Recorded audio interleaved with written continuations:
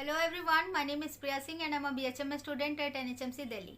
आज इस वीडियो में हम ऑर्गेनॉन ऑफ मेडिसिन का अफोरिज्म नंबर 5 कंप्लीट करेंगे। इससे पहले के सारे अफोरिज्म आप डिस्क्रिप्शन बॉक्स में लिंक दिया हुआ है, वहाँ से देख सकते हो, या फिर प्लेलिस्ट में जाके ऑर्गेनॉन के वहाँ से देख सकते हो।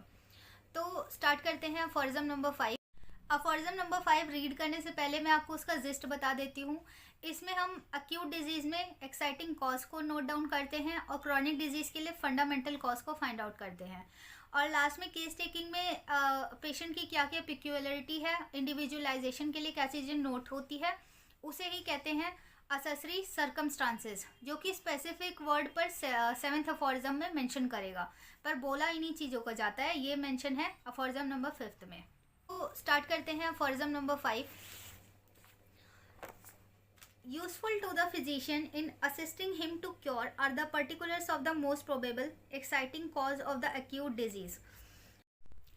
अगर फिजिशियन को अक्यूट डिजीज को क्योर करना है तो उन्हें उस पर्टिकुलर्स की नॉलेज होनी चाहिए। कौन सा पर्टिकुलर? एक्साइटिंग कॉज के बारे में नॉलेज होनी चाहिए, जो कि उसको असिस्ट करेंगे वो डिजीज की अक्यूट डिजीज को क्योर करने में। अब ये जो एक्साइटिंग कॉज क्या है कि मतलब जो भी शॉर्ट पीरियड ऑफ टाइम के लिए वो बीमारी हुई है तो उसको क्या चीज़ प्रॉब्लम बढ़ा रही है। तो एक्साइटिंग कॉज भी अलग अलग टाइप के हो सकते हैं, जैसे कि फिजिकल लेवल पे हो सकता है, लाइक उसको ज़्यादा हीट से प्रॉब्लम हुई है, कोल्ड से प्रॉब्लम हुई है, एक्सेस फूड उसने ओवर ईटिंग कर लिया है, या फिर कम खाने की वजह से प्रॉब्लम हुई है।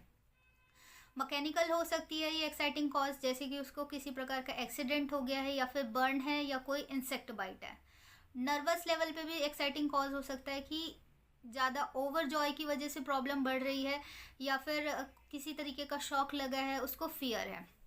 या फिर हाइजीनिक एक्साइटिंग कॉज भी हो सकता है, जैसे कि उसको कोई फूड पॉइजनिंग हो गई हो, या फिर पॉल्यूशन की वजह से उसकी प्रॉब्लम अभी बढ़ी हो।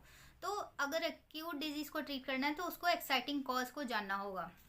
आगे, as also the most significant points in the whole history of the chronic disease to enable him to discover its fundamental cause, which is generally due to the chronic miasms। कि जैसे कि acute disease के लिए exciting cause पता करना पड़ रहा था, तो ऐसे ही अगर क्रॉनिक डिजीज़ का केस है और उसको क्योर करना है तो पूरी केस हिस्ट्री लेनी पड़ेगी। उसको केस टेकिंग के बाद उसको पता करना पड़ेगा कि फंडामेंटल कॉज क्या था। फंडामेंटल कॉज होते हैं क्रॉनिक माइजम्स, जो कि सोरा साइकोसिस सिफिलिस। तो बीमारी किस लेवल पे हुई है उसको वो पता करना पड़ेगा, और साथ ही साथ in this investigation the ascertainable physical constitution of the patient, especially when the disease is chronic।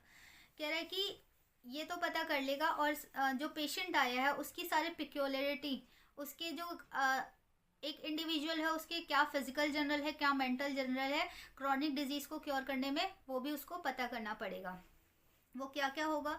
His morals, कि उसके जो पेशेंट आया उसके एथिक्स, मतलब कि क्या वो कैसा पर्सन है, ज़्यादा गुस्से वाला है, उसको सही गलत में फ़र्क है या नहीं है, तो ये सब फिजिशियन को पता करना होगा।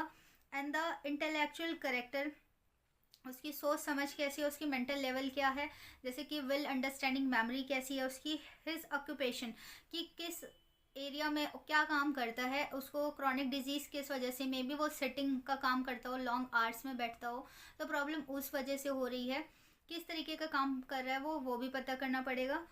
Mode of living and habits, किस तरीके की लाइफ जी रहा है, कहीं वो सीडेंट्री लाइफ तो नहीं है, उसकी लाइफ में कोई फिजिकल एक्टिविटी है या नहीं है, ये सब पता करना पड़ेगा।